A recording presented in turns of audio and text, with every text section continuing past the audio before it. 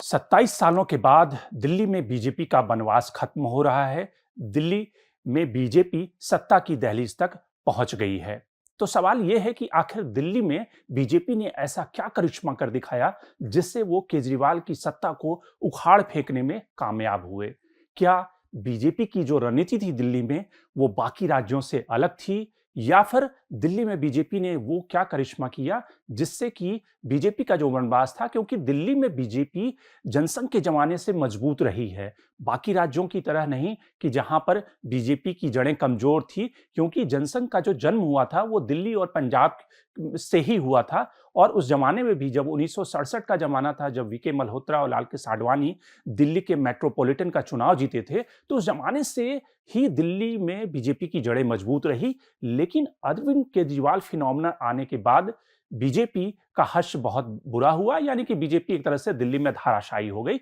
तो बीजेपी के जीत के क्या कारण है, ऐसे 5 क्या कारण हैं, प्योर पॉलिटिक्स में हम बात करेंगे उन 5 कारणों की